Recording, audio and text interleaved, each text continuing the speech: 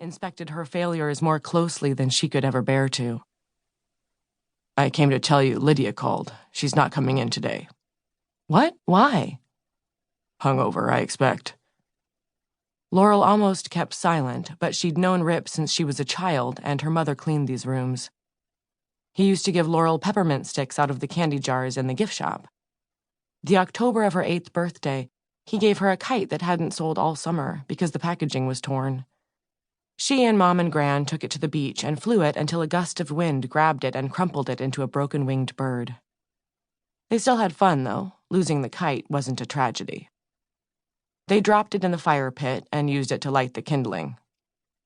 Gran made Laurel write Rip a thank you note the next day, and 22 years later, that note still lay tucked under the glass on his desktop. Laurel had moved away and returned a dozen times with her mother, but the note was still there. Rip was still Rip, managing the Hoover's motel like he'd been doing for decades, and Laurel, the real Laurel, was still here too. She straightened her shoulders. "You should just fire her." Rip laughed, a single "Should I now?"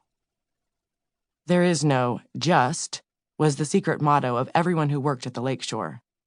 The saying lived in her earliest memories, along with the cedary aroma of the inside of Gran's sauna, the song of the peepers ricocheting from the swamps in the spring, the sight of Gran at the stove boiling cranberries or blueberries or any other berry that grew for jam. No just, and often no justice. It was a fact life here taught you early and kept on teaching you, no matter how well you thought you'd learned your lesson. Laurel ducked her chin. "Yeah, no, I know better." "Good, because if I fire her, who do I replace her with? You have a clone of yourself stashed away? Or else maybe your kid's ready to start working?" "She's 10, Rip. 10 today." "Is she?" Rip grimaced, the way people did when they wanted to convey that time flew without spending breath on the subject. And it did. Gran always insisted it sped faster and faster as you grew older, and at nearly 30, Laurel knew she'd been right. "Anyway, Lid's young and chafing at the bit for her life to happen. She'll grow up yet. The question right now is whether you can pick up her slack in the meantime." "Oh, Rip, I don't think so. I promised Skye I'd be home by 3 at the latest. We're supposed to spend the day on the beach. All day and half the night. It's the Perseids." "Is it? Well, the best laid plans of mice and men, eh? Ask the boss man on that one." "What do you mean?" "I don't mean anything." Rip had a way of sounding final. She had never argued with him and never would. Certain truths about yourself you had to accept. "What about Paula? I can't let Skye down." Rip gave her the lowered brow look that always made her feel simple-minded. "Mrs. H. has not been gracing this place with her presence overmuch of late, Laurel. Or have you not noticed?" "I thought she was busy with their house remodel." "Sure, that's what it is." Laurel hunched her shoulders and kept quiet. No need to further expose her cluelessness. Rip ran his eyes over the room. Pine-paneled walls, a bureau bearing an old-style television on its scarred shoulders, the bed made up with a pastel-flowered duvet.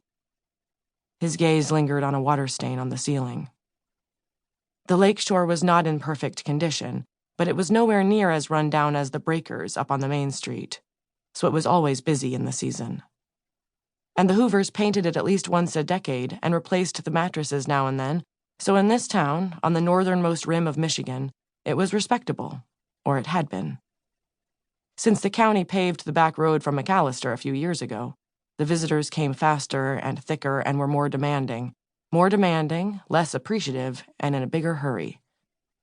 Not all of them, but enough that Laurel veered quicker than ever away from strangers. Rip knocked on the doorframe.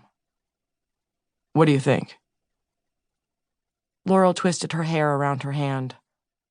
Her grandmother had called it her crowning glory, but mostly Laurel kept it in a low ponytail, out of her way and less apt to call notice to itself.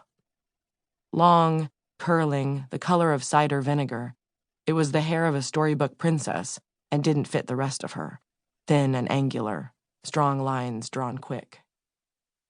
"I can't, Rip."